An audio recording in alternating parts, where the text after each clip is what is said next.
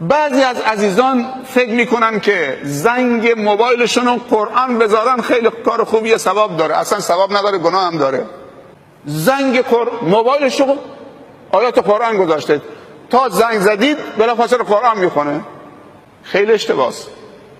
بعضی موسیقی های تون میذارن، اون اشتباس، این یکی هم اشتباس. چرا اشتباس؟